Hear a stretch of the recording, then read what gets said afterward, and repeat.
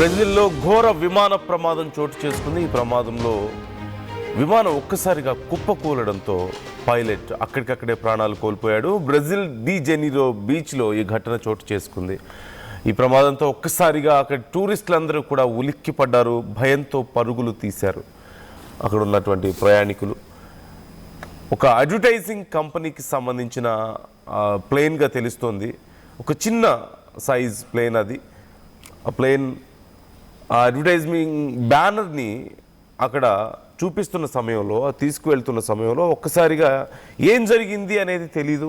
ఒక్కసారిగా ఆ ప్లేన్ కూలిపోయింది, సముద్రంలో పడిపోయింది. ఆ పైలట్ అక్కడికక్కడే ప్రాణాలు కోల్పోయినట్లుగా తెలుస్తోంది. ఒకసారి నేను ఆ విజువల్ మీకు చూపిస్తాను. Please take a look.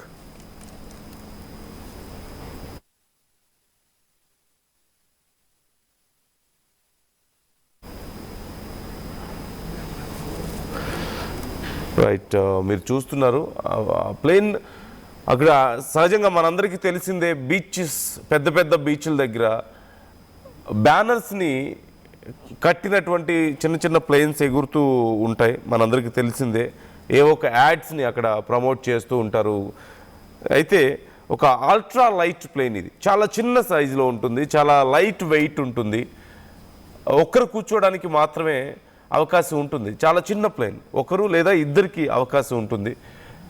అలాంటి ఒక ప్లేన్ ఎగురుతున్న సమయంలో ఏం జరిగిందనేది ఎవరికి తెలియడం లేదు. అక్కడ ఒక్కసారిగా టూరిస్టులు తీసినటువంటి వీడియోని మీరు చూస్తున్నారు.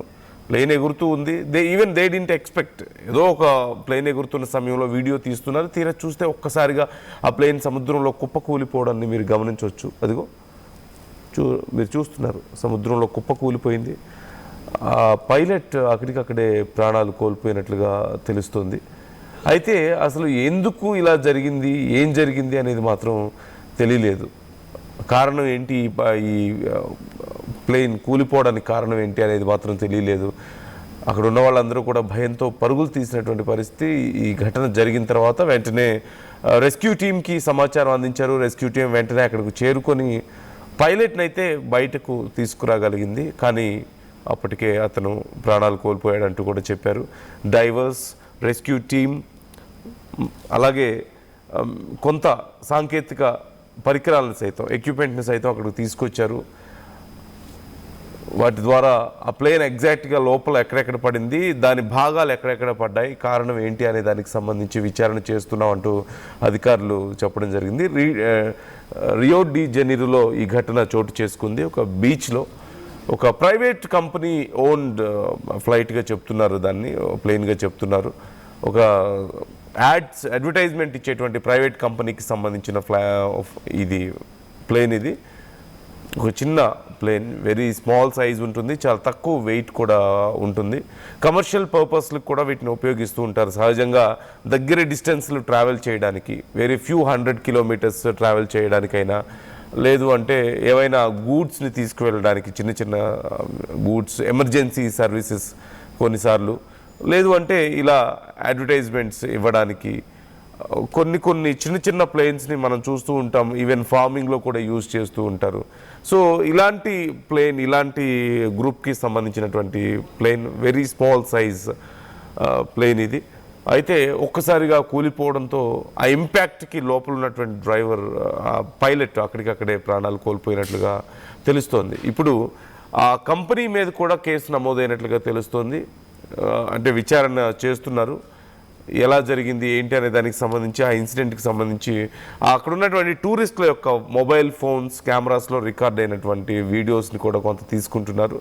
అట్ ది సేమ్ టైం ఆ ప్లేన్ వాటర్లో పడిపోవడంతో కొంచెం కష్టం అవుతుంది అక్కడ ఉన్నటువంటి అధికారులకు కూడా. దాన్ని బయటకు తీయడం అయినా సరే, సముద్రం మధ్యలో పడిపోవడాన్ని మీరు చూడొచ్చు.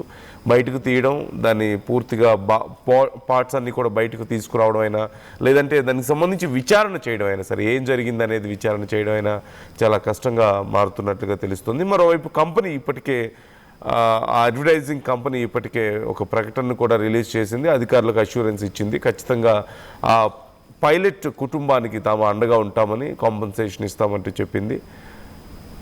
అలాగే విచారణ జరిగిన తర్వాత సమస్య ఏంటో తెలుసుకొని దాని ప్రకారం ఖచ్చితంగా చర్యలు తీసుకుంటామని కూడా హామీ ఇచ్చినట్లుగా తెలుస్తుంది. మరోవైపు అధికారులు కూడా వీలైనంత త్వరగా విచారణ పూర్తి చేసే దిశగా చాలా వేగంగా చర్యలు తీసుకుంటున్నటువంటి పరిస్థితి కనిపిస్తోంది.